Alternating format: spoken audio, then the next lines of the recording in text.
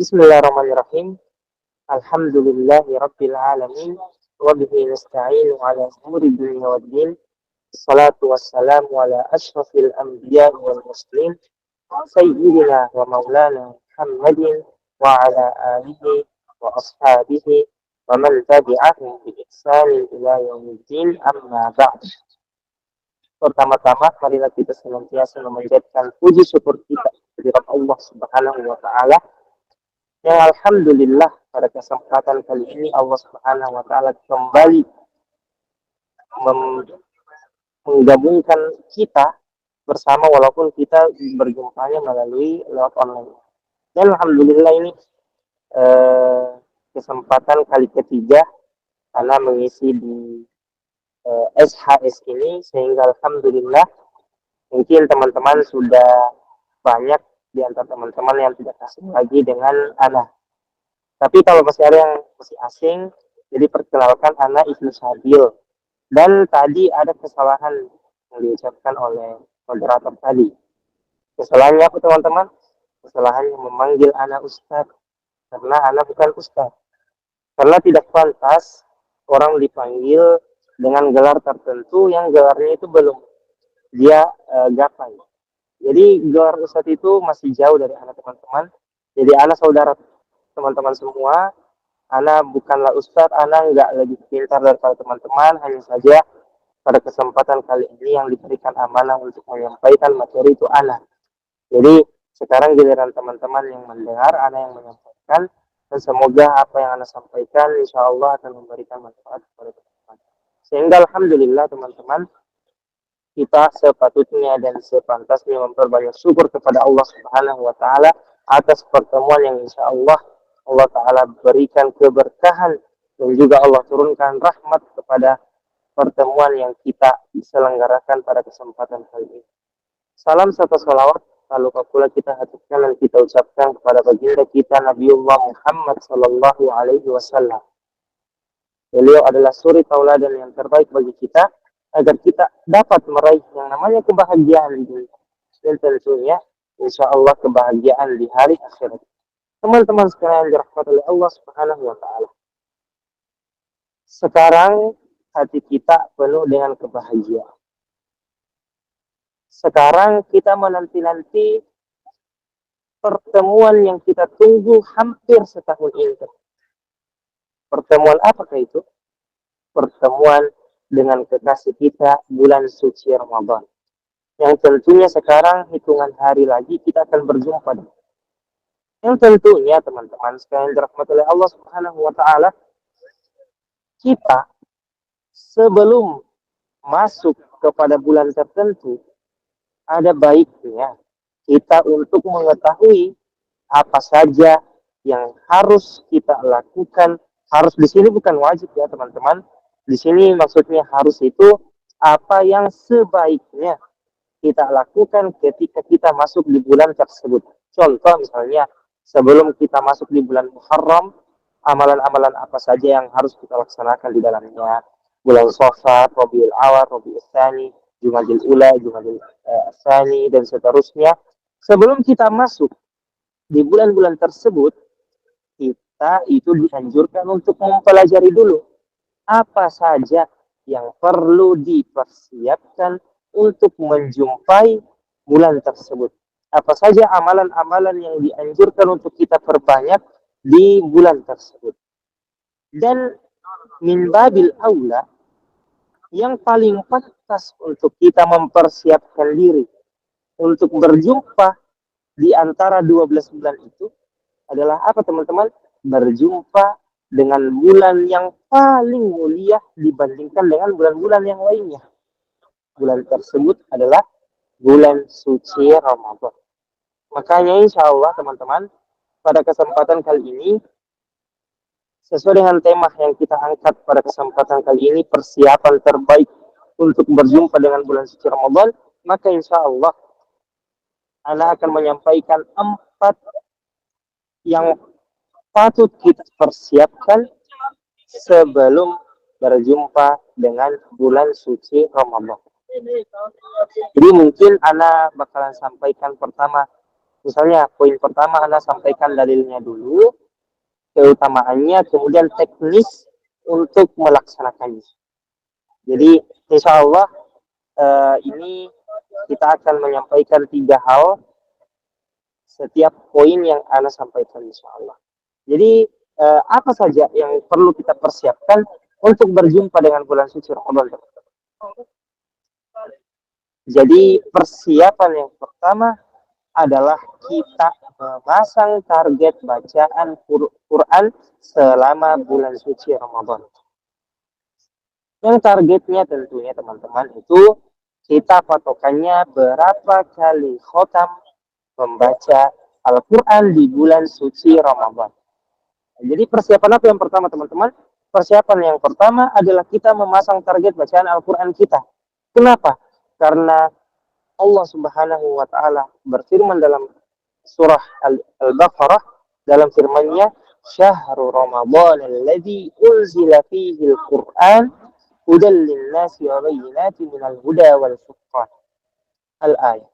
Allah Subhanahu wa taala mengabarkan dalam Al-Qur'an bahwasanya bulan suci Ramadan di dalamnya diturunkanlah Al-Qur'an sebagai petunjuk untuk kita mampu membedakan yang mana yang hak dan yang mana yang batil.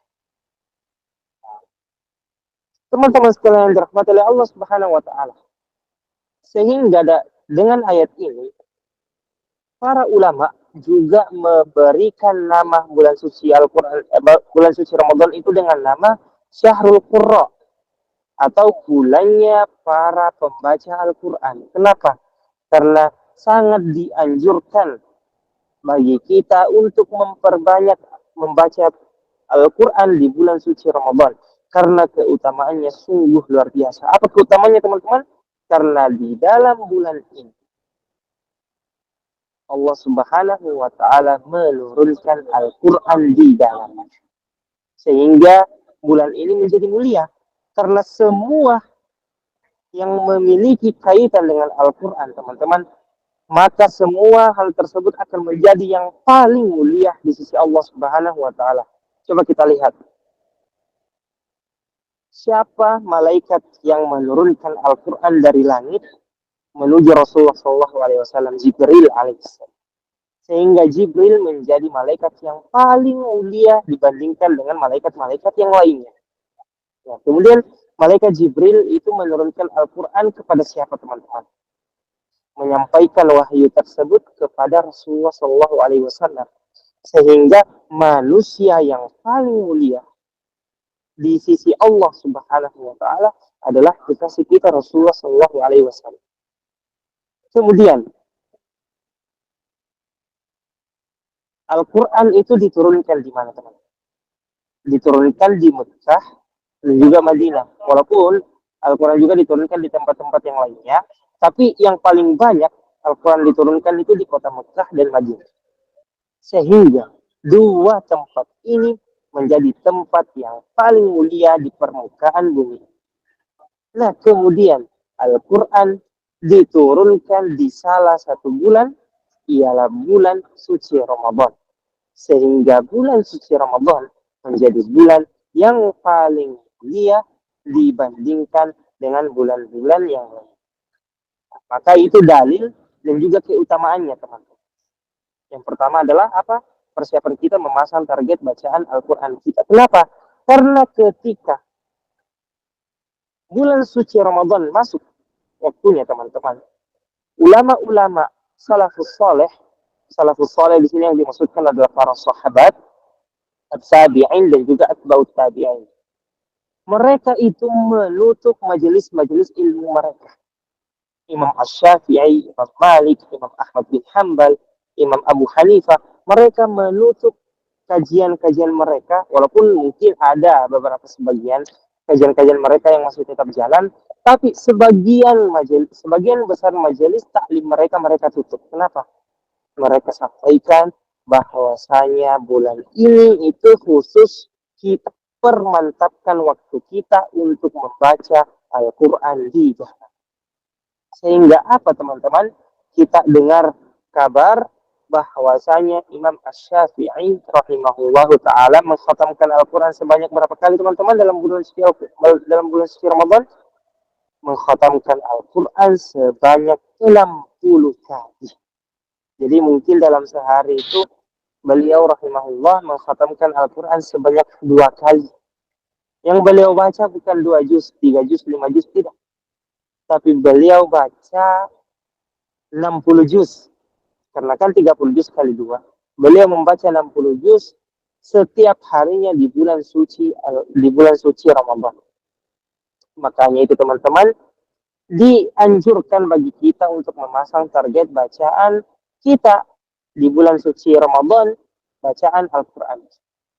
Nah, setelah kita menyampaikan dalil dan juga keutamaannya, maka kita sampaikan juga teknis bagaimana cara untuk memasang target bacaan Al-Quran di bulan suci Ramadan. Nah, jadi teman-teman sekalian dirahmati oleh Allah Subhanahu wa taala. Teknisnya itu kita berpatokan berapa kali khatam. Nah, sebelum masuk di teknis, Ana sampaikan kepada teman-teman, sesibuk apapun teman-teman, Ana sampaikan bahwasanya tidak mustahil bagi kita untuk mengkhatamkan Al-Quran. Paling minimal, kata para ulama, paling minimal kita mengkhatamkan Al-Quran sebanyak sekali di bulan suci Ramadan.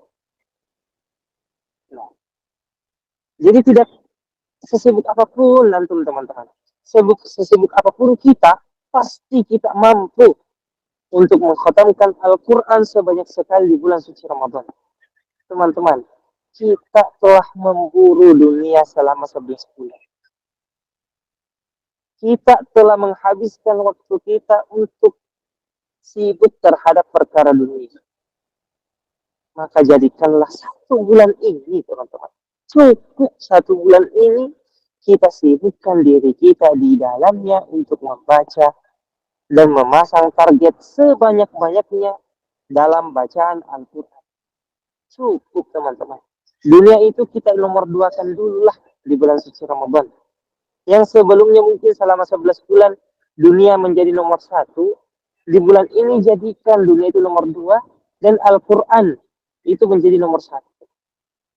Maka Ana sampaikan kepada teman-teman, sesibuk apapun teman-teman, insya Allah paling minimal teman-teman itu mengkhatamkan Al-Quran sebanyak sekali di bulan suci Ramadan. Yang telah mengkhatamkan sebanyak sekali di tahun kemarin, maka pasang target yang lebih banyak. Kenapa? Karena ada pepatah yang mengatakan, barang siapa yang lebih baik daripada hari kemarin, maka mereka lah orang-orang yang beruntung. Barang siapa yang keadaannya sama dengan hari kemarin, maka dia termasuk orang-orang yang merugi. Dan barang siapa yang lebih buruk daripada hari kemarin, maka mereka adalah orang-orang yang celaka. Makanya teman-teman, kita harapkan semoga Ramadan kita di tahun ini lebih baik, sehingga kita jadikan bacaan Al-Quran kita lebih banyak tahun ini dibandingkan dengan tahun yang lalu. Nah, kita bahas tentang teknis bagaimana kita memasang target bacaan Al-Quran. Kita tadi bilang targetnya itu kita berpatokan berapa kali khotam. Maka ketika kita memasang target 1 kali khotam, teman-teman, di bulan suci Ramadan, maka bacaan kita setiap sholatnya itu 2 lembar. Nah, jadi sebelum memasang target, teman-teman usahakan teman-teman membeli Al-Quran itu yang Al-Quran standar yang dimaksudkan di sini itu kurang lebih 1 juznya itu 10 lembar atau 20 halaman. Nah, jadi kalau teman-teman belum punya, mungkin teman-teman bisa membeli Al-Quran tersebut sebelum masuk di bulan suci Ramadan. Nah, untuk teman-teman yang punya target bacaan 1 kali khotam di bulan suci Ramadan, maka memasang target bacaan setiap sholatnya itu 2 lembar. Nah, jadi 5 kali sholat, berarti bacaannya 10 lembar. 10 lembar, 2 lembar ya teman-teman, bukan 2 halaman. Jadi 1 lembar itu 2 halaman. Jadi setiap bacaan kita setiap kali sholat itu 4 halaman. Tapi kalau kita mudahkan itu kita jadikan 2 lembar saja. Nah, jadi setiap kali sholat 2 lembar, 5 kali sholat 10 lembar. 10 lembar sama dengan 1 juz. 1 kali 30, 30 juz. Lah, anak-anak, معلش جزاك الله خير. Nah, jadi satu juz itu bacaan kita dalam setiap harinya. Sehingga 1 juz selama 30 hari, maka insya Allah kita mampu untuk mengkhatamkan Al-Quran sebanyak sekali di bulan suci Ramadan. Jadi itu. Jadi bacaan 2 lembar setiap kali sholat. Ketika teman-teman punya target bacaannya itu 2 kali khotam di bulan suci Ramadan, maka berapa lembar teman-teman? Maka kelipatan 2. Yang tadinya 2 menjadi 4 lembar setiap kali sholat. 4 lembar, maka insya Allah 4 kali 5 kali sholat 20 lembar. 20 lembar sama dengan 2 juz. 2 juz kali 30 sama dengan 60 juz. 60 juz sama dengan 2 kali khotam. Nah, jadi patokannya 4 kali lembar kalau teman-teman punya target mengkhotamkan Al-Quran sebanyak 2 kali. Kalau target bacaannya khotam sebanyak 3 kali, maka 6 lembar setiap kali sholat.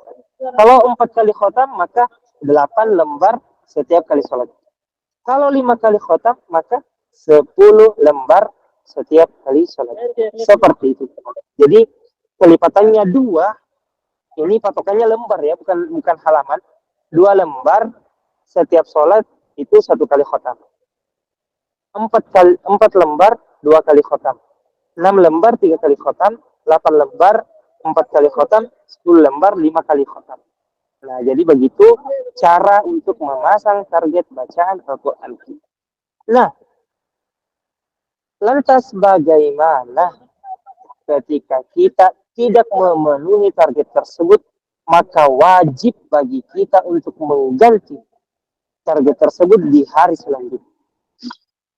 Jadi misalnya hari ini dia itu cuma bisa membaca 9 lembar, maka besok hari dia membaca 11 lembar.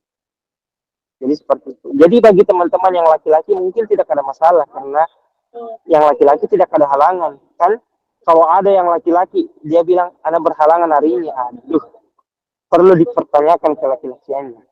Karena yang punya halangan itu biasanya perempuan. Nah, perempuan yang sehat pasti bakalan ada masa di mana dia akan berhalangan di setiap bulannya. Nah, jadi bagi teman-teman yang berhalangan atau yang punya halangan setiap bulannya, terkhusus untuk para akhwat, itu hitung berapa kali atau berapa hari dia itu berhalangan, misalnya 10 hari. Maka bacaan 10 hari tersebut dia pindahkan di hari-hari yang lainnya. Entah itu dia pasang sebelum dia halangan atau setelah dia halangan di dalam bulan suci Ramadan. Nah, jadi seperti itu cara untuk memasang target kita di bulan suci Ramadan, terkhusus untuk target bacaan Al-Quran kita. Nah, yang perlu ditanbih teman-teman, yang perlu kita perhatikan untuk memasang target bacaan Al-Quran itu, Ana anjurkan bagi teman-teman untuk target-target tersebut teman-teman tulis. Teman-teman tulis atau berikan kolom-kolom itu, sehingga teman-teman mampu untuk mengatur target bacaan Al-Quran tersebut. Jadi Ana sampaikan kepada teman-teman, Ana anjurkan teman-teman itu buat kolom target bacaan Al-Quran setiap harinya. Kalau terserah teman-teman bagaimana cara untuk mengkreasikannya, misalnya sehari kalau sampai targetnya maka checklist. Kalau tidak, silang kemudian tulis di bawahnya berapa banyak bacaan yang dia tidak baca di hari itu. Seperti itu. Jadi itu persiapan yang pertama adalah kita memasang target bacaan Al-Quran. Kemudian yang kedua apa teman-teman? Target atau persiapan yang perlu kita persiapkan menuju bulan suci Ramadan adalah kita menyediakan kotak amal di rumah-rumah kita. Kenapa? Dalilnya, pernah suatu ketika salah seorang sahabat bertanya ke Rasulullah, ya Rasulullah, ayyu shadaqatin afdal. Wahai Rasulullah, sedekah apa yang paling afdal, yang paling utama? Rasulullah Shallallahu Alaihi Wasallam menjawab, afdalus sadaqah iya sadaqatul fi syahri Ramadan atau kama qala sallallahu alaihi wasallam. Rasulullah menjawab, sedekah yang paling afdal adalah sedekah yang dikeluarkan di bulan suci Ramadan. Di antara kemudahan yang Allah Ta'ala berikan kepada kita, teman-teman, itu sedekah itu tidak diberikan nilai paling minimal untuk kita bersedekah. Tidak. Berapapun kesanggupan teman-teman untuk bersedekah, maka itulah yang teman-teman keluarkan. Nah, sehingga persiapan yang kedua, usahakan teman-teman membuat kotak amal sendiri, entah itu membuat sendiri atau membeli. Yang penting ada ya kotak amal di rumah teman masing-masing. Kenapa? Untuk menjadi wasilah, menjadi alat bantu bagi teman-teman untuk bisa bersedekah setiap saat. Sehingga para ulama mengatakan, kalau ingin mudah untuk bersedekah setiap harinya, tidak perlu kita cari orang setiap harinya. Kita cari, kemudian kita sedekahkan uang kita ke orang tersebut. Tidak. Para ulama mengajarkan bahwasanya ketika kita ingin bersedekah setiap harinya, maka siapkan kotak amal di rumah kita masing-masing, dan setiap harinya kita memasukkan uang di dalamnya dengan niat kita bersedekah di hari ini. Nah, jadi misalnya teman-teman punya uang 500 atau 1000 atau 5000.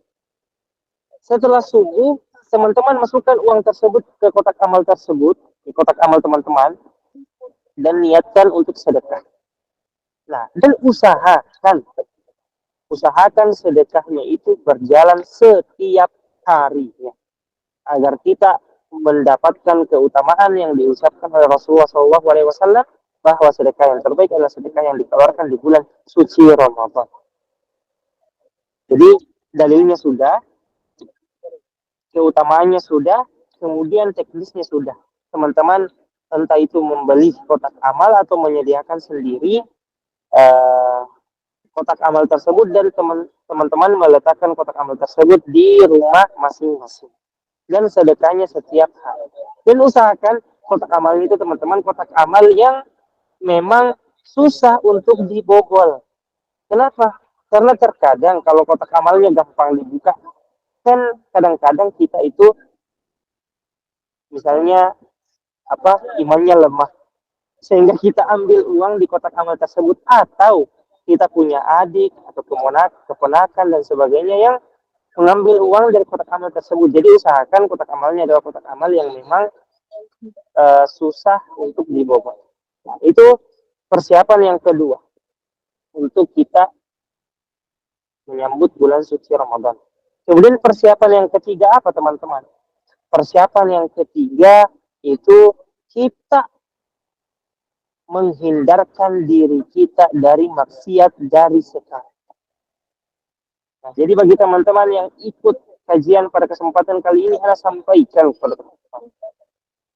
Saya sampaikan, kalau ada maksiat yang masih sering dilakukan sekarang, usahakan untuk meninggalkan maksiat tersebut dari sekarang dan belajar untuk menghindarinya dan tidak lagi terjatuh di dalamnya dari sekarang. Contoh misalnya, teman-teman yang punya pacar, semoga nggak ada. Di antara teman-teman yang hadir ini, ada 63 yang hadir, insya Allah tidak ada ya, teman-teman. Tidak ada, insya Allah. Atau kalau ada, semoga tidak tersinggung dengan apa yang bakalan Anda sampaikan. Jadi, mulai sekarang, kita meninggalkan kemaksiatan tersebut. Contoh misalnya tadi pacar. Jadi mungkin imannya lemah sehingga terjatuh dalam pacaran, tapi mulai detik ini, mulai hari ini, usahakan kita meninggalkan kemaksiatan tersebut, pacaran tersebut. Kenapa? Karena kata Allah Subhanahu wa taala, wala taqrabuz zina innahu kana fahishatan wa sa'a sabila. Jangan kalian mendekati zina. Jadi larangan di sini bukan larangan terjatuh dalam zina, tidak. Tapi mendekati zina juga itu dilarang oleh Allah Subhanahu wa Ta'ala. Nah, jadi tinggalkan perbuatan tersebut dari sekarang. Contoh kecilnya misalnya gibah. Contoh kecilnya misalnya kita ngomong kalimat-kalimat yang sering kalimat tersebut menyinggung perasaan orang lain. Maka belajar dari sekarang untuk menjaga lisan kita, teman-teman. Agar ketika kita masuk di bulan suci Ramadan, kita mampu untuk memaksimalkan ibadah. Kenapa? Karena terkadang ibadah susah dilakukan karena hati kita mati. Kenapa hati kita mati? Karena kita banyak melakukan kemaksiatan kepada Allah Subhanahu wa Ta'ala. Di mana seperti yang diucapkan Rasulullah SAW, ketika seorang hamba itu melakukan kemaksiatan, maka akan diberikan di dalam hatinya titik hitam.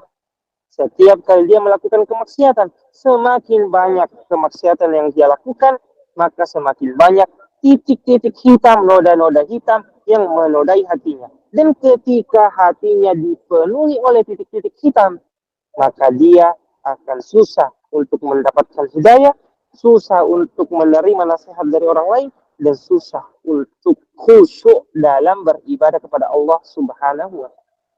Makanya teman-teman, dari sekarang kita mempelajari cara untuk meninggalkan kemaksiatan tersebut. Usahakan mulai dari sekarang kita memaksimalkan diri untuk meninggalkan semua kemaksiatan-kemaksiatan tersebut agar hati kita bisa bersih sebelum masuk di bulan suci Ramadan. Kenapa? Karena ketika hati kita bersih, insya Allah kita mampu untuk memaksimalkan ibadah di bulan suci Ramadan. Itu yang ketiga. Kemudian yang keempat, apa teman-teman? Kita mempersiapkan diri untuk membiasakan diri bangun sholat malam dari sekarang. Kenapa teman-teman?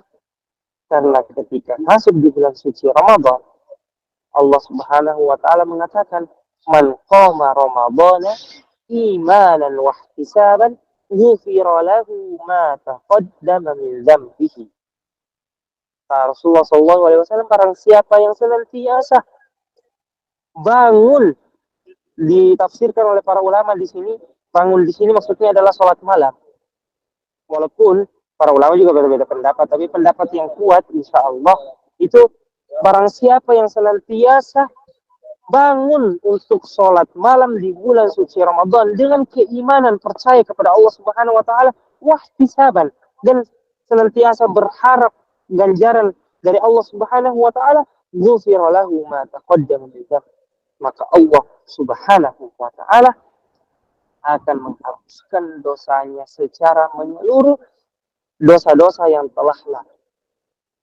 Makanya teman-teman, latih diri kita dari sekarang untuk bangun sholat malam, untuk melaksanakan sholat malam seperti tahajud dan witir. Sekiranya dengan hal tersebut mampu memudahkan kita untuk juga memperbanyak sholat malam di bulan suci Ramadan. Makanya teman-teman, itu 4 persiapan untuk kita bisa menjemput bulan suci Ramadan dengan penjemputan yang sebaik-baik cara untuk menjemput bulan suci. Yang pertama apa tadi teman-teman? Kita memasang target bacaan Al-Quran kita. Tadi sudah baca dalilnya, keutamaan, dan juga teknisnya. Kemudian yang kedua apa? Menyediakan kotak amal di rumah masing-masing untuk kita bisa memudahkan diri untuk bersedekah. Kita sudah sebutkan juga dalilnya, keutamaannya, dan juga teknisnya. Kemudian yang ketiga, kita menghindarkan diri dari maksiat yang sering kita lakukan dari sekarang kita mulainya. Kita juga telah sebutkan dalilnya, keutamaannya, dan juga teknisnya. Kemudian yang keempat, kita membiasakan diri untuk bangun sholat malam. Kita juga sudah sebutkan dalilnya, keutamaannya, dan juga teknisnya. Makanya insya Allah teman-teman, dengan 4 hal ini, insya Allah kita akan mampu menjadi orang yang disebutkan oleh Rasulullah SAW seakan-akan mereka seperti bayi yang baru lahir, yang mereka bersih dari dosa. Kenapa teman-teman? Karena sampaikan kepada teman-teman sebelum masuk di bulan suci Ramadan, itu yang paling pertama yang harus kita harapkan pada Allah Subhanahu wa taala, itu kita harapkan semoga Allah Subhanahu wa taala memberikan maghfirahnya kepada kita di bulan tersebut. Kenapa? Karena pernah suatu ketika, teman, Rasulullah Shallallahu Alaihi Wasallam naik di atas mimbarnya. Nah, untuk naik di atas mimbar Rasulullah Shallallahu Alaihi Wasallam itu, teman-teman, beliau itu harus menaiki 3 anak tangga.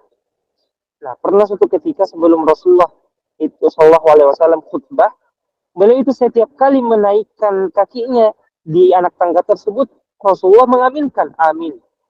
Tangga kedua, amin. Anak tangga ketiga, amin. Sehingga setelah khutbah selesai, para sahabat bertanya, radhiyallahu anhum, wahai Rasulullah, apa yang engkau aminkan ketika engkau naik di atas mimbar itu? Padahal kami tidak mendengarkan engkau membaca doa. Apa yang engkau aminkan? Rasulullah SAW mengatakan, wahai para sahabatku, tadi Jibril membisikkan doa di telingaku dan aku mengaminkan. 3 doa tersebut apa, teman-teman? 3 doa untuk diberikan laknat kepada 3 golongan ini. Di antaranya adalah golongan ketika Jibril mengatakan, wahai ya Allah, laknatlah mereka yang tidak mendapatkan ampunanmu di bulan suci Ramadan. Rasulullah Shallallahu Alaihi Wasallam mengaminkan doa tersebut. Yang berdoa adalah malaikat yang paling terbaik, yang mengaminkan adalah manusia yang paling terbaik. Sungguh luar biasa. Laknat bagi orang yang tidak mendapatkan maghfirah, ampunan Allah Subhanahu wa taala ketika berjumpa dengan bulan suci Ramadan. Maka sangat penting bagi kita untuk mengharapkan ampunan Allah Subhanahu wa taala di bulan suci Ramadan. Makanya teman-teman, mulai sekarang Anda sampaikan kepada teman-teman, mulai dari sekarang untuk membiasakan diri memperbanyak ibadah sunnah, agar sekiranya ibadah-ibadah wajib kita di bulan suci Ramadan itu mampu tertutupi kekurangannya. Karena teman-teman, ibadah sunnah itu diantara tugasnya adalah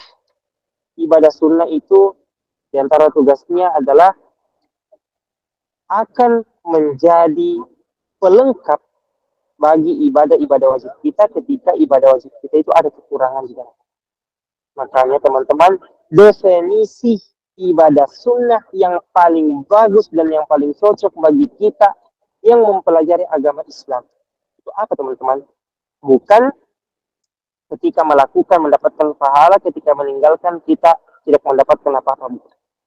Tapi definisi yang paling cocok bagi kita penuntut ilmu yang berharap semoga kita mendapatkan surga tertinggi di hadapan Allah Subhanahu wa taala nanti apa? Sunnah adalah ketika kita lakukan kita mendapatkan pahala, dan ketika kita meninggalkannya padahal kita mampu untuk melakukannya, maka kita termasuk orang-orang yang rugi di sisi Allah Subhanahu wa taala.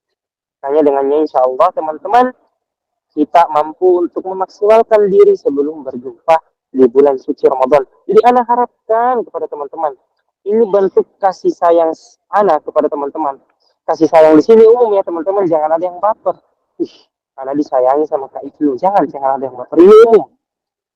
Ini bentuk kasih sayang Ana kepada teman-teman sebagai sesama muslim, sesama saudara. Ana harapkan bagi teman-teman untuk mengamalkan 4 poin yang telah Ana sampaikan ini. Ana harapkan bagi teman-teman untuk mengamalkan 4 poin ini dan memaksimalkannya terkhusus nanti di bulan suci Ramadan.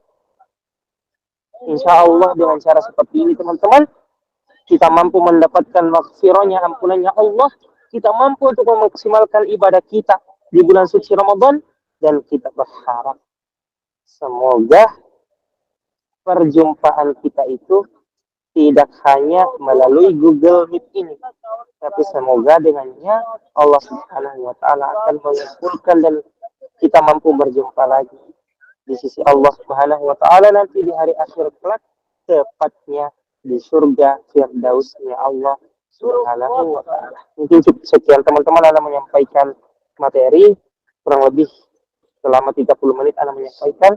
Semoga teman-teman bisa mengambil faedah sebanyak-banyaknya dari apa yang Ana sampaikan, dan tidak cukup mengambil faedah, tapi semoga teman-teman dan Ana sendiri juga mampu untuk mengamalkan nanti, terkhusus di bulan suci Ramadan. Barakallahu fikum, Ana serahkan kepada moderator.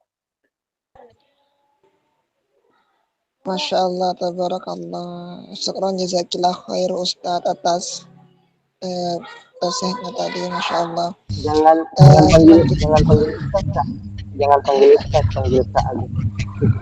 Masya Allah, syukran kasih Kak atas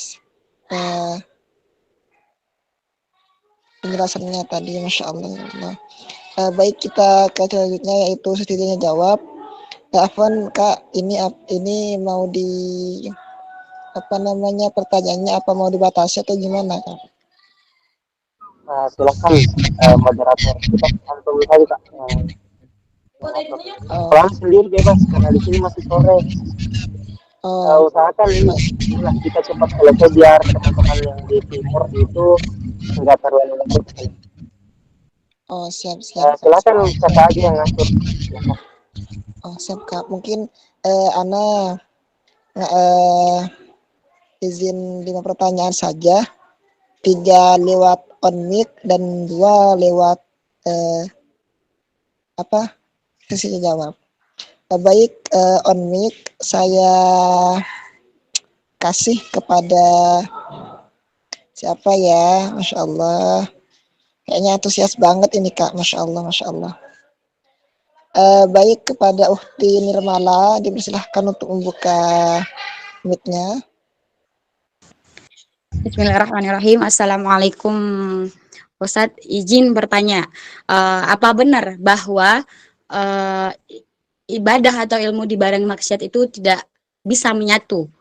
Lantas, bagaimana dengan mereka yang paham agama, bahkan ia menghafal Al-Quran, namun dia masih lancar-lancar aja menghafal gitu? Itu bagaimana Ustadz? Sekian dan terima kasih. Wassalamualaikum warahmatullahi wabarakatuh. Waalaikumsalam warahmatullahi wabarakatuh. Betul Kak. Yang pertama, Ana bukan ustadz ya, Kak Nirmala jangan panggil ustadz. Kemudian yang kedua, kita perlu perhatikan dulu. Kita harus tahu bahwasanya kita itu manusia. Kata Rasulullah SAW, kullu bani Adam khata' wa khairul khata'ina tawwabun. Kata Rasulullah SAW, kita itu anak cucu Adam pasti bakal melakukan kesalahan. Dan sebaik-baik yang melakukan kesalahan adalah yang senantiasa melaksanakan taubat kepada Allah Subhanahu wa ta'ala. Jadi bagaimana keadaan orang yang senantiasa beramal soleh tapi juga melakukan kemaksiatan? Maka yang pertama itu bisa jadi dia itu lagi turun imannya atau lagi futur. Karena memang al-imanu yazidu wa yanqus. Ini jumhur ulama mengatakan bahwasanya iman itu bakal bertambah dan bakal berkurang. Yazidu bit-tha'ah, bertambah dengan ketaatan, wa yanqus bil maksiyah. Jadi dia akan senantiasa berkurang kalau kita bermaksiat. Nah, jadi kalau memang dia itu suka ibadahnya banyak, tapi juga kemaksiatannya banyak, maka mungkin kita husnudzon saja bahwasanya dia di situ lagi keadaannya futur atau lagi turun imannya. Yang pertama. Kemudian yang kedua, itu penyebab dia juga bermaksiat di tengah-tengah dia melakukan amalan soleh, ibadahnya itu ada kekurangan di dalamnya. Kan kata Allah ada yang bertanya, kan kata Allah Subhanahu wa taala, inna sholata tanha 'anil fahsya'i wal munkar. Sesungguhnya Salat itu akan mencegah kita untuk melakukan perbuatan keji dan kemungkaran. Kenapa sampai hari ini saya masih melaksanakan ibadah salat 5 waktu dibarengi dengan ibadah salat sunnah? Kenapa saya masih melakukan perbuatan keji dan mungkar? Maka jawabannya, yang salah itu bukan dalam ibadahnya, tapi yang salah adalah di dalam proses melakukan ibadah tersebut. Entah itu dia kurang khusyuk, syarat-syarat sholatnya dia itu tidak maksimalkan, rukunnya tidak dia maksimalkan, maka terkadang kita jatuh dalam kemaksiatan Padahal kita sering melakukan amalan soleh, itu disebabkan karena ibadah-ibadah kita itu kurang maksimal ketika kita melaksanakan. Maka itu jawaban dari apa orang. Kadang-kadang kita lihat ada orang yang senantiasa melakukan ibadah kepada Allah, tapi dia juga kemaksiatannya jalan. Maka jawabannya seperti itu. Dan Anda sampaikan juga kepada teman-teman bahwasanya itu ada yang namanya istidraj. Istidraj itu apa? Ketika Allah Subhanahu wa taala tidak lagi memberikan peringatan kepada kita ketika kita melakukan kemaksiatan kepadanya. Dan itu sungguh luar biasa, teman-teman. Semoga Allah Subhanahu wa taala menyelamatkan kita dari istidraj ini. Jadi di antara tanda keimanan seseorang itu besar di sisi Allah Subhanahu wa taala, ketika dia melakukan kemaksiatan ada teguran yang Allah taala berikan kepada dia. Tapi ketika sudah tidak ada lagi teguran, maka perlu dipertanyakan apakah Allah masih sayang kepada kita. Sehingga para sahabat dulu itu, teman-teman, mereka itu kalau sudah sampai di malam hari, mereka pikir, apakah hari ini ana mendapatkan cobaan atau tidak? Kalau mereka tidak mendapatkan cobaan di hari itu, mereka takut, mereka termasuk di antara orang-orang yang istidraj. Atau seakan-akan Allah sudah lagi tidak memberikan peringatan kepada itu para sahabat. Bagaimana lagi dengan kita? Wallahu ta'ala a'lam. Cukup ya, Kak Nirmala. Kalau misalnya masih kurang bisa ditanya lagi. Bagaimana Kak Nirmala? Apakah penjelasan dari Kak Ibnu sudah jelas? Syukran jazakallah ya Kak. Semoga ilmunya barokah. Amin amin. Monggo Uhti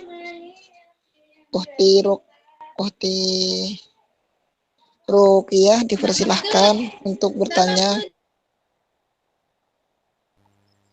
Ya, terima kasih Kak. Sebelumnya saya diberikan izin untuk bertanya. Assalamualaikum warahmatullahi wabarakatuh. Kak, di sini saya mau bertanya nih. Tadi kan ada poin untuk persiapan menyambut bulan Ramadan itu ada 4. Yang pertama ada memasang target untuk membaca Al-Quran. Yang kedua menyediakan kotak amal untuk sedekah subuh. Yang ketiga menghindarkan diri kita dari perbuatan maksiat. Yang keempat mempersiapkan diri untuk sholat malam. Nah, saya mau bertanya di sini poin yang kedua. Kita kan mau menyediakan sedekah subuh nih yang kita lakukan setiap hari. Nah, pertanyaannya, apa sedekah subuhnya itu paling afdal kita berikan ke siapa, dan apakah boleh sedekah subuhnya itu kita belikan untuk keluarga kita gitu. Kayak misalnya kita membelikan takjil gitu. Tapi untuk keluarga kita gitu. Nah, gitu Kak. Sekian, terima kasih. Ya, Tafadhol. ya. Dijawab ya. Mungkin Kak Rukia bisa matikan lagi.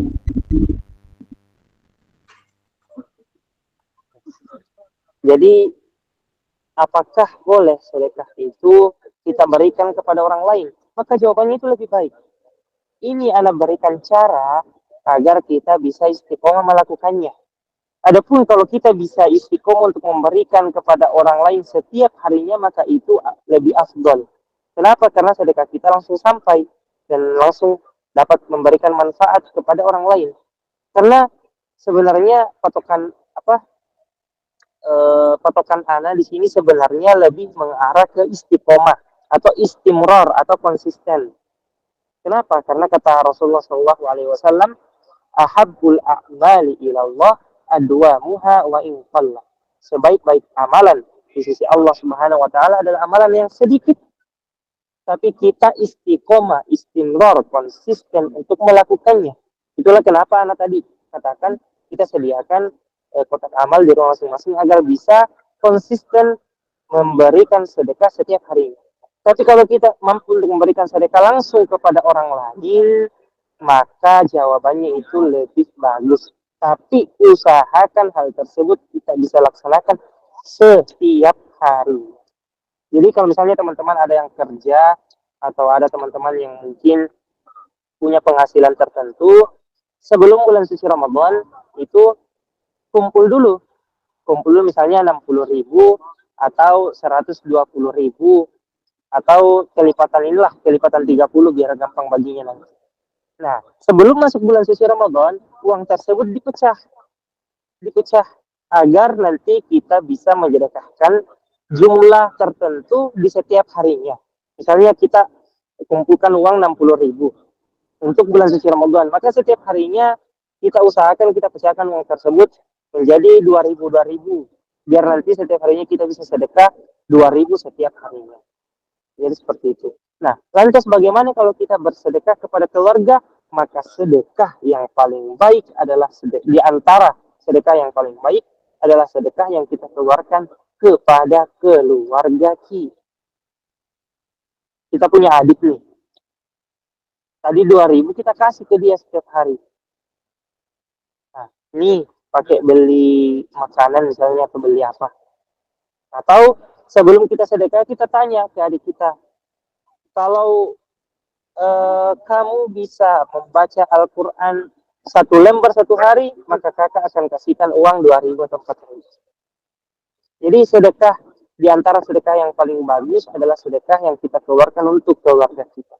Yang tentunya ini di antara, ya, jadi bukan sedekah yang paling afdol, tapi di antara sedekah yang paling afdol adalah sedekah yang kita keluarkan untuk keluarga kita. Allah Ta'ala. Bagaimana Kak Rupiah? Bagaimana Kak Rukaya? Apakah penjelasan dari Kak Ibnu sudah jelas? Ya, alhamdulillah sudah Kak. Terima kasih Kak, syukron. Kepada Uhti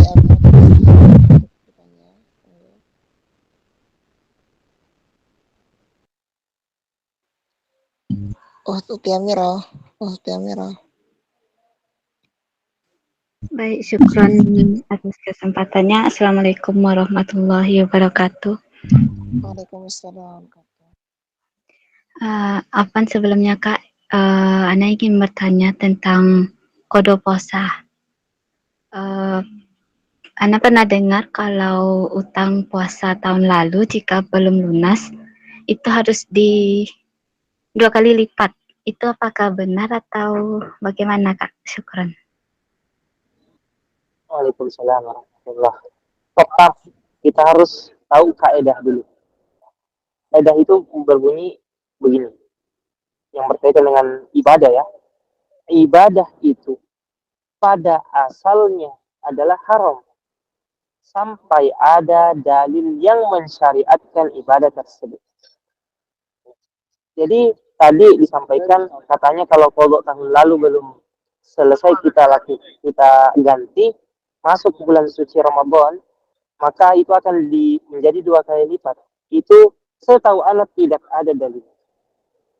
Dan anak selama belajar agama, belajar Al-Quran, belajar hadis, belajar sunnah, belajar fikih, akidah dan sebagainya, anak tidak pernah mendengarkan hal ini. Wallahu a'lam kalau ada, mungkin karena apa? Ilmu anak juga sedikit, tapi setahu anak tidak. Jadi misalnya dia punya 20 utang bulan utang puasa tahun lalu. Sekarang kan sisa kurang lebih 14 hari atau enggak salah. 14 hari. Nah, dia mengkodok puasanya itu 14 hari, sisa 6 hari. Tapi karena dia tidak melakukan dia tidak ganti di bulan ini, di tahun ini, maka nanti utangnya menjadi 12, itu tidak ada dalilnya. Maka tetap utangnya tetap tersisa 6 dan usahakan nanti diganti ketika datang bulan setelah bulan suci Ramadan. Jadi bagi teman-teman yang punya utang puasa itu wajib diganti. Jadi kalau ada teman-teman yang bilang, kan di bulan Sya'ban kita disunnahkan untuk memperbanyak puasa sunnah. Itu sunnah. Untuk mengganti puasa itu wajib. Dan tidak boleh kita dahulukan ibadah sunnah daripada ibadah wajib. Jadi nanti teman-teman di bulan Syawal itu nanti setelah bulan suci Ramadan itu dianjurkan bagi teman-teman untuk mengganti utangnya dulu sebelum melaksanakan puasa sunnah Syawal. Kenapa? Karena ibadah wajib itu lebih penting bagi kita untuk menggantinya daripada kita ingin mendapatkan pahala dari ibadah-ibadah sunnah. Jadi seperti itu. Wallahu ta'ala a'lam. Jadi tidak ada dalilnya. Tawana. Tidak ada dalilnya. Alhamdulillah, tabarakallah. Saya alih ke kolom komentar Kak. Dari Kak Alis, Assalamualaikum. Izin bertanya Kak, bagaimana dengan kita yang bekerja setiap malam terus sehingga kita tidak dapat menjalani ibadah tarawih. Dan sholat tarawih itu pun hanya seminggu yang ia bisa. Apakah ia termasuk orang yang merugi? Kemudian malam itu setelah sholat isya nggak bisa baca Quran. Apakah bisa baca setelah pulang kerja?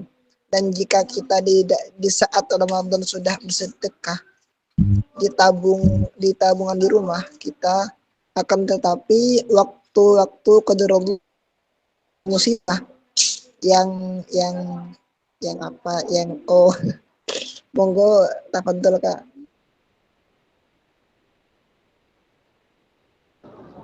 Ya, Waalaikumsalam warahmatullahi. Maka yang perlu kita perhatikan teman-teman, sholat tarawih itu hukumnya sunnah. Walaupun dia itu sunnahnya sunnah muakkad atau sunnah yang sangat dianjurkan, yang mendekati wajib. Tapi tetap hukumnya itu sunnah. Lantas bagaimana kalau kita punya shift malam dan kita tidak dapat menjalani ibadah sholat tarawih? Shift malamnya apa? Sholat tarawih itu dapat kita lakukan, teman-teman, putus-putus. Misalnya, bagi teman-teman yang sholat tarawihnya 8 rakaat, entah itu 4-4 atau 2-2. Misalnya setelah isya, langsung laksanakan 2 atau 4 rakaat. Nah, kemudian kerja. Pas kerja, ada waktu luang selama 5 menit, maka dia laksanakan sholat lagi, sholat 2 rakaat atau 4 rakaat. Dan sholat itu, teman-teman, membutuhkan waktu yang paling lama 5 menit atau 10 menit lah. Insya Allah. Karena sholat sunnah itu kan, bacaannya juga nggak apa-apa kalau pendek. Jadi bagi yang bertanya tadi, Kak Alis kalau nggak salah, itu insya Allah ada waktunya, Kak. Insya Allah ada waktunya untuk melakukan sholat tarawih. Sholat tarawih itu tidak harus berjamaah di masjid. Sholat tarawih itu keutamaannya memang lebih utamanya sholat di masjid. Kita ikuti imam. Kenapa? Karena kata Rasulullah SAW, barang siapa yang mengikuti imam di sholat tarawih sampai imam itu selesai, maka seakan-akan dia melaksanakan sholat 1 malam full. Tapi kalau kita tidak mampu karena pekerjaan misalnya, maka luangkan waktu. Setiap kali ada waktu luang, kita langsung sholat. Setiap kali ada waktu luang, kita langsung sholat. Seperti itu. Jadi insya Allah, Anda yakin, Kak Alis optimis, insya Allah mampu untuk melaksanakan sholat tarawih setiap hari di bulan suci Ramadan. Anda yakin mampu insya Allah.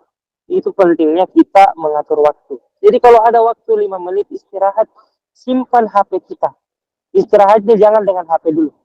Istirahatnya dengan laksanakan sholat tarawih. Nanti kalau sholat tarawihnya sudah selesai 8 rakaat atau 20 rakaat dan sebagainya, nah baru lanjut aktivitas lainnya. Seperti itu. Kemudian malam itu setelah sholat isya nggak bisa baca Al-Quran. Apakah bisa bacanya setelah pulang kerja? Baca Al-Quran itu tidak mesti malam hari. Intinya, teman-teman yang lebih tahu keadaan teman-teman yang lebih tahu bagaimana cara untuk mengaturnya, maka silakan diatur. Tadi teknisnya telah Anda sampaikan, maka sesuaikan saja dengan teknis yang Anda telah sampaikan. Nah, kemudian poin yang ketiga tadi dari pertanyaannya, dan jika kita di saat Ramadan sudah bersedekah di tabungan di rumah kita, kan tetapi sewaktu-waktu qadar Allah lagi ada musibah yang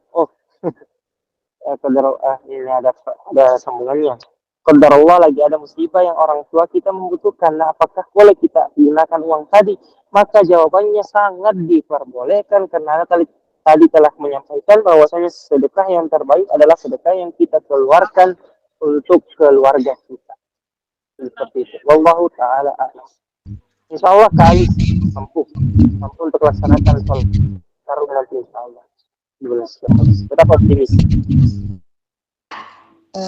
Mungkin ini pertanyaan terakhir Kak dari Kak Riyati Ramadhani. Assalamualaikum. Afwan Kak, Anda ingin bertanya, ketika kita sedang bekerja di malam hari dan tidak sempat untuk pulang ke rumah untuk bersih, apakah sholat tersebut sah ataukah tidak sah? Syukron Kak. Tafadhol. Waalaikumsalam warahmatullahi ke rumah untuk bersih-bersih. Di sini bersih-bersih apa itu maksudnya? Kalau bersih-bersihnya dari keringat dan sebagainya, maka cukup dengan wudhu. Tapi kalau dia itu bersih-bersihnya dari hadas yang besar, atau hadas yang membatalkan wudhu, atau yang diperlukan untuk mandi, maka sholatnya tidak sah. Jadi bersih-bersih itu teman-teman, kita harus tahu dulu ini najisnya membatalkan wudhu atau tidak. Ini hadas yang kita diharuskan untuk mandi atau tidak. Kalau misalnya kita cuma keringat atau mungkin sudah buang air kecil atau besar dan setelah batal wudhunya, maka itu cukup dengan wudhu. Tidak perlu bersih-bersihnya kayak mandi, ganti baju dan sebagainya. Tidak. Hanya saja ketika bajunya itu terkena najis dan najis tersebut tidak bisa dihilangkan dengan air, maka sholatnya itu tidak sah ketika najisnya itu masih ada bau, rasa dan juga warnanya yang melekat di bajunya. Ketika itu harus dia ganti bajunya dan dia harus bersih-bersih apabila najis tersebut juga melekat di tubuhnya. Tapi kalau najisnya itu bersifat mukhaffaf atau ringan, yang insya Allah mampu untuk dihilangkan dengan air, maka cukup hilangkan dengan air, kita wudhu, selesai, kita laksanakan sholat, maka insya Allah sholatnya itu. Itulah kenapa ada wudhu. Jadi tidak perlu kita untuk mandi dan bersih-bersih terlebih dahulu untuk melaksanakan sholat ketika yang ada di kita itu bukan najis yang mengharuskan kita untuk mandi dan bersih-bersih. Wallahu ta'ala a'lam. Alhamdulillah, syukran jazakallahu khair Kak. Mungkin dari beberapa pertanyaan ada yang belum dijawab, nanti sahabat admin tak kirim ke kakak. Mungkin kita ke acara selanjutnya yaitu closing statement kepada Kak Ibnu Sabil, Ahmad Saloko, Fadl Mashkura wa Ma'juro. Teman-teman sekalian dirahmati oleh Allah Subhanahu wa taala. Bulan suci Ramadan telah dekat. Maka sebaik-baik perjalanan untuk menempuh perjalanan tersebut di dalamnya adalah perjalanan yang kita telah menyiapkan bekal jauh-jauh hari sebelum menempuh perjalanan tersebut. Perjalanan bulan suci Ramadan itu hanya sebulan. Kita telah meraih, kita telah mencari, kita telah mengejar dunia selama 11 bulan, maka usahakan 1 bulan ini kita jadikan ibadah number 1 dan kita prioritaskan daripada umur dunia atau perkara-perkara dunia. Sebaik-baik perjalanan adalah yang perjalanan tersebut kita membekali diri sebelum kita melaksanakan atau menjalani perjalanan tersebut. Perjalanan bulan suci Ramadan tidak panjang. Maka maksimalkan ibadah di dalamnya. Semoga dengan hal tersebut kita tercatat di sisi Allah Subhanahu wa taala menjadi hamba yang mendapatkan maghfirah, hamba yang mendapatkan ampunan, hamba yang tercatat di sisi Allah Subhanahu wa taala telah memaksimalkan ibadahnya di bulan suci Ramadan. Karena teman-teman, yang menunggu itu sebenarnya bukan kita. tapi yang menunggu sebenarnya adalah bulan suci Ramadan. Kenapa? Karena ketika belum terjadi kiamat, tentunya bulan suci Ramadan masih ada di tahun-tahun yang akan datang. Tahun depan Ramadan masih tetap ada. 2 tahun yang akan datang bulan suci Ramadan masih ada, masih akan ada. Yang perlu kita pertanyakan adalah kita. Apakah tahun depan kita masih ada? Apakah 2 tahun yang akan datang kita masih diberikan usia? Makanya teman-teman, Allah Subhanahu wa Ta'ala memberikan kita kesempatan untuk berjumpa dengan bulan suci Ramadan. Insya Allah di tahun ini, maka maksimalkan ibadah tersebut. Dengannya semoga kita tidak termasuk di antara orang-orang yang merugi, di antara orang-orang yang akan menyesali di hadapan Allah Subhanahu wa Ta'ala, menyesal semenyesal-nyesal mungkin tidak memaksimalkan ibadah ketika berada di bulan suci Ramadan. Barakallahu fikum teman-teman. Mungkin cukup sekian apa yang Ana sampaikan. Ana serahkan ke moderator. Masya Allah, tabarakallah. Semoga ilmu yang telah disampaikan dapat kita bisa amalkan untuk kita digunakan sehari-hari. Amin, amin, ya rabbal alamin. Baik, kita ke acara selanjutnya yaitu penutup, yaitu diisi dengan doa kepada Kak Ibnu Sabil Ahmad Saloko untuk diserahkan untuk memimpin doa penutup pada sharing kajian hari ini. Fadhillah masyukura wa ma'jura. Tafadhalkan. Ana sampaikan lagi bahwasanya sebaik-baik majelis adalah majelis yang dibuka dengan as-sala ala Allah, pujian-pujian kepada Allah dan juga salawat kepada Rasulullah SAW. Dan sebaik-baik majelis adalah yang juga ditutup dengan pujian kepada Allah dan juga salawat kepada Rasulullah SAW. Nah, teman-teman, usahakan teman-teman pasang telinga baik-baik ya, kita baca doa. Semoga Allah Subhanahu wa Ta'ala mencatat majelis kita menjadi majelis ta'lim, majelis ilmu yang diantara dari taman-taman surganya Allah Subhanahu wa Ta'ala. Bismillahirrahmanirrahim. Alhamdulillahi rabbil alamin. Hamdan syakirin, hamdan na'imin, hamdan yuwafi ni'amahu wa yukafi mazid.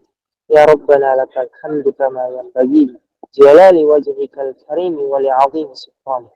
Allahumma salli wa sallim wa barik ala sayyidina Muhammad wa ala alihi wa ashabihi ajma'in wa man tabi'ahum bi ihsanin ila yaumiddin. La ilaha illa anta subhanaka inna kunna minadh dhalimin. Rabbana zalamna anfusana wa in lam taghfir lana wa tarhamna lanakunanna minal khasirin. Rabbana ighfir lana dhunubana wa liwalidina warhamhum kama rabbawna shighara. Allahumma inna nas'aluka ilman nafi'an ورزقا طيبا وعملا متقبلا. اللهم إنا نسألك سلامة في الدين وعافية في الجسد وزيادة في العلم وبركة في الرزق وتوبة قبل الموت ورحمة عند الموت ومغفرة بعد الموت. اللهم هون علينا في سكرات الموت والنجاة من النار والعفو عند الحساب. اللهم إنا نسألك الهدى والتقى والعفاف والغنى. اللهم إنا نسألك رضاك والجنة ونعوذ بك من سخطك والنار. اللهم إنا نعوذ بك من الهم والحزن ونعوذ بك من العجز والكسل ونعوذ بك من الجبن والبخل ونعوذ بك من غلبة الدين وقهر الرجال. اللهم إنا نعوذ بك من علم لا ينفع ومن قلب لا تخشى ومن دعوة لا يستجاب لها. اللهم اغفر لنا ذنبنا كله دقه وجله وأوله وآخره وعلانيته وسره. اللهم بلغنا رمضان. اللهم بلغنا رمضان. اللهم بلغنا وباركنا في رمضان يا رب العالمين. ربنا آتنا من لدنك رحمة وهيئ لنا من أمرنا رشدا. ربنا آتنا في الدنيا حسنة وفي الآخرة حسنة وقنا عذاب النار. سبحان ربك رب العزة عما يصفون وسلام على المرسلين والحمد لله رب العالمين.